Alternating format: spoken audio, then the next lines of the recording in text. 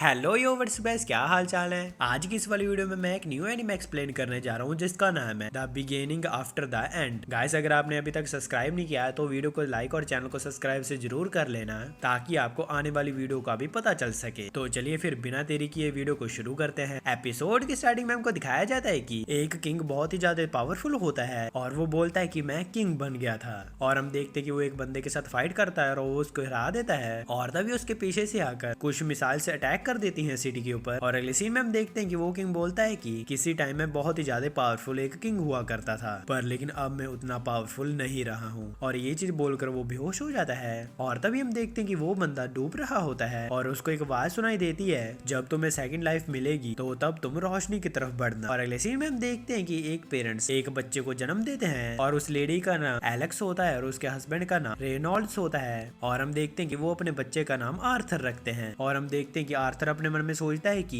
ये जो दो जाने मेरे सामने खड़े हुए हैं ये अपने आप को मेरे पेरेंट्स बता रहे हैं। क्या ऐसा सच में हो गया कि मैं दूसरी बार जन्म लेकर एक बच्चा बन गया हूँ? मैं पिछली लाइफ में तो एक किंग हुआ करता था और अब मैं एक बच्चा बन गया हूँ। और वो अपने मन में सोचता है कि मेरी कॉन्शियसनेस तो मेरे पास है पर लेकिन मेरी बॉडी मेरा साथ नहीं दे रही है। और तभी हम देखते हैं कि वो पॉटी कर देता है और वो अपने मन में सोचता है कि मेरी बॉडी पर मेरा खुद का कंट्रोल क्यों नहीं है। शायद से ये एक सपना होगा, मुझे जल्दी से जल्दी इस सपने से उठना है। ये सपना तो और भी ज्यादा लंबा होता जा रहा है। और अगले सीन में हम देखते हैं कि रेनॉल्ड्स अपनी पावर का यूज करके एक बड़े से पत्थर को तोड़ देता है और हम देखते हैं कि वो फ्लेक्स कर रहा होता है कि मैंने पत्थर तोड़ दिया। और इतने में से ऊपर से आकर एक पत्थर उसके सर पे लगता है, जिसकी वजह से हम देखते हैं कि उसकी वाइफ उसको हील करने लग जाती है। और आर्थर अपने मन में सोचता है कि मेरी दुनिया में तो ऐसा नहीं हुआ करता था। और हम देखते हैं कि रेनॉल्ड्स जंगल में चला जाता है अपनी टीम के साथ और वो वहाँ पर कुछ जानवरों को मारते हैं। और हम देखते हैं कि वो घर आ जाता है और रेनॉल्ड्स देखता है कि मेरे हाथों पर खून लगा हुआ है। और आर्थर अपने मन में सोचता है कि तो इस वर्ल्ड में वेपन्स भी हैं, शायद से इस वर्ल्ड में बंदों के पास अपने अलग वेपन्स और अपनी अलग पावर्स भी हैं। मुझे जल्दी से जल्दी बड़ा होना होगा ताकि ये सारी चीजें मेरे पास भी हो। और तभी हम देखते हैं कि एलेक्स बोलती है कि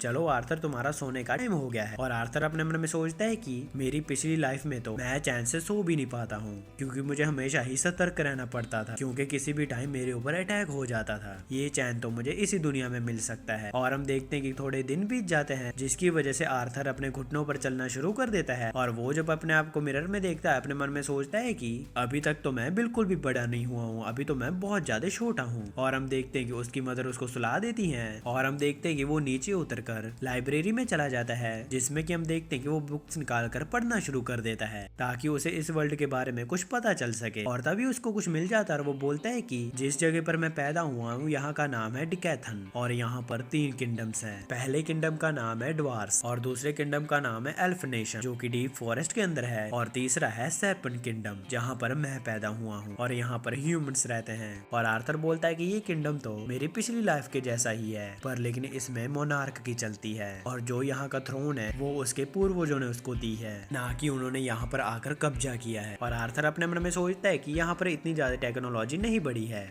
Tecnologia! Tecnologia! Tecnologia! जितनी की मेरे पिछले वर्ल्ड में बड़ी हुई थी, वहाँ पर तो टेक्नोलॉजी काफी आगे बढ़ गई थी। और तभी उसको एक और बुक मिलती है जिसके अंदर माना के बारे में बताया जाता है और उसे पता चलता है कि वो माना की वजह से एनर्जी का अलग अलग तरीके से यूज कर सकता है। और माना 2 टाइप का होता है, पहला है ऑग्यूमेंटिंग और दूसरा है कॉन्जूरिंग। ऑग्यूमेंटर्स माना के यूज करके अपनी बॉडी को बहुत ही ज्यादा इनहेंस बना लेते हैं और उनकी स्ट्रेंथ बहुत ही ज्यादा बढ़ जाती है। और दूसरे नंबर पर आते हैं कॉन्जूरर्स जो की माना को प्रोजेक्ट करते हैं, जिसकी वजह से वो माना के यूज करके दूसरी चीजों को कंट्रोल कर सकते हैं। और हम देखते हैं कि आर्थर ये चीज समझ जाता है और उसे पता चलता है कि इन दोनों एबिलिटीज में से एक बंदे के पास एक ही होती है जो कि वो बंदा अपने माना कोर को कंट्रोल करके पता कर सकता है। और इस चीज के लिए हमको अपने माना कंट्रोल को एक जगह पर फोकस करना होता है जिसको कि माना कोर बोला जाता है। अगर कोई बंदा उसके ऊपर कंट्रोल कर लेता है तो वो एक मेज बन जाता है। और तभी हम देखते हैं कि आर्थर इस चीज को कंट्रोल करने की कोशिश कर रहा होता है और वो अपने मन में सोचता है कि मेरी पिछली लाइफ में भी एक ऐसी ही चीज थी जिसको कि की बोला जाता था,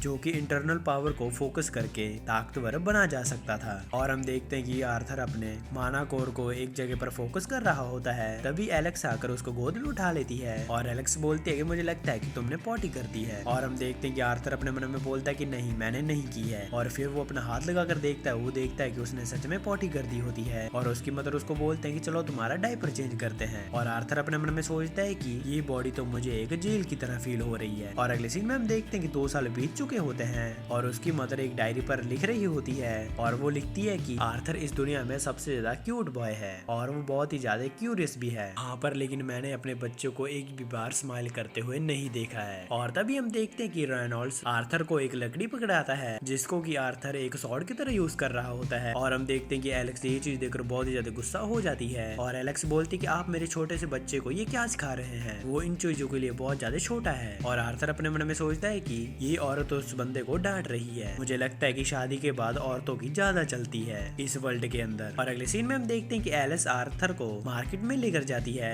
और हम देखते हैं कि वो इधर उधर देख रहा होता है और उसको मजा आ रहा होता है और वो वहाँ पर पड़े हुए वेपन्स भी देखता है। और तभी उसको एक बंदा मैजिक भी करके दिखाता है जिसको देखकर आर्थर बहुत ही ज्यादा खुश होता है। और आर्थर अपने मन में सोचता है कि रेनॉल्ड्स और एलेक्स मेरा बहुत ही ज्यादा ध्यान रखते हैं, मेरे हिसाब से इसी को फैमिली बोलते हैं। मैंने पिछली दुनिया में ऐसा कुछ भी फील नहीं किया और मुझे ये फीलिंग कभी भी पता नहीं चली। और तभी हमको दिखाया जाता है कि वो तो अनाथालय में पला बड़ा हुआ होता है जिसकी वजह से मुझे कभी फैमिली का पता भी नहीं चला। और तभी एलेक्स अपने मन में सोचती है कि आर्थर को बाहर घूमना बहुत ही ज्यादा पसंद है और वो जब वेपन्स और मैजिक को देखता है वो बहुत ही ज्यादा खुश होता है। ये तो बिल्कुल ही अपने डैड पर गया है पर लेकिन मैं चाहती हूँ कि मेरा बच्चा शांति से जिंदगी जिए। और अगले सीन में हम देखते हैं कि रेनॉल्ड्स अपने मैजिक की प्रैक्टिस कर रहा होता है। वो कुछ पत्थरों को ऊपर उठा लेता है और वो उनको ऊपर उठाकर नीचे गिरा देता है। और आर्थर अपने मन में सोचता है कि इससे अच्छा होता है कि ये उसको खुद ही अपने हाथों से उठा लेते। और इतने में पीछे से एलेक्स आ जाती है और वो बोलते हैं कि अब तुम देखना अपने डैड की असली पावर। और हम देखते हैं कि वो अपनी पावर का यूज करता है जिससे कि वहाँ पर धूल उड़ने लग जाती है। और आर्थर अपने मन में सोचता है कि अच्छा तो मेरे फादर आर्ग्यूमेंटर हैं। और तभी उसकी मदर बोलते हैं कि चलो आर्थर तुम्हारा सोने का टाइम हो गया है। और हम देखते हैं कि आर्थर बुक पढ़ने की जिद करने लग जाता है और उसकी मदर उसको मना कर रही होती है। और हम देखते हैं कि आर्थर पू की फेस बनाने लग जाता है। गोरी कलाई ना छोड़ेंगे हम,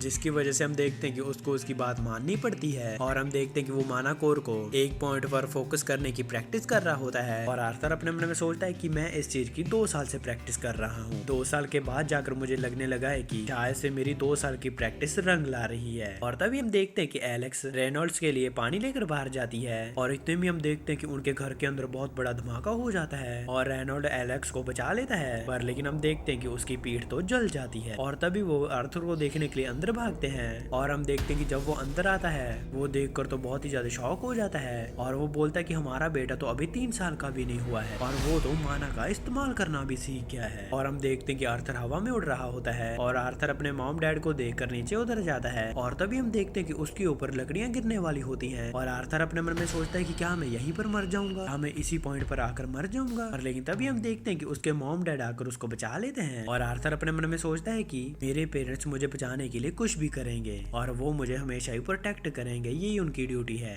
और तभी हम देखते हैं कि वो दोनों रोने लग जाते हैं और आर्थर अपने मन में सोचता है कि ये लोग रो क्यों रहे हैं, ये लोग पेरेंट्स हैं, इन्होंने अपनी ड्यूटी पूरी की है जिसकी वजह से इनको तो अपने ऊपर प्राउड होना चाहिए। पर लेकिन ये लोग रो क्यों रहे हैं, ऐसी चीज तो यहाँ की कोई भी किताब में नहीं पढ़ी है और ना ही मैंने अपनी दुनिया में ऐसे देखी है। और तभी वो याद करता है कि उसने पिछली दुनिया में जब एक बच्चे को हराया था तो उसके थोड़ी बहुत चोट लग गई थी जिसकी वजह से उसके मॉम डैड उसके पास आ गए थे। ऐसी चीज तो मैंने कभी भी महसूस नहीं की है, ये चीज तो मैं पहली बार महसूस कर रहा हूँ। और हम देखते हैं कि आर्थर भी रोने लग जाता है। और इसी के साथ हमारा ये एपिसोड खत्म हो जाता है। गाइस मुझे कमेंट करके बताइए कि आपको ये एनिमे कैसा लगा और अगर आप इसका नेक्स्ट पार्ट देखना चाहते हैं तो चैनल को सब्सक्राइब करके नोटिफिकेशन बेल को ऑल पर कर देना और वीडियो के नीचे कमेंट भी करते जाना कि आपको वीडियो कैसी लगी। अगर वीडियो नहीं भी पसंद है तो कमेंट्स में फीडबैक देते जाना ताकि मैं उसको फ्यूचर में इम्प्रूव कर सकूं। वीडियो पसंद है तो वीडियो को लाइक और चैनल को सब्सक्राइब करके जरूर जाना। मैं जा रहा हूँ, आप भी अपना जरूर ध्यान रखना। मैं मिलता हूँ आपको नेक्स्ट वीडियो में। Thanks for watching.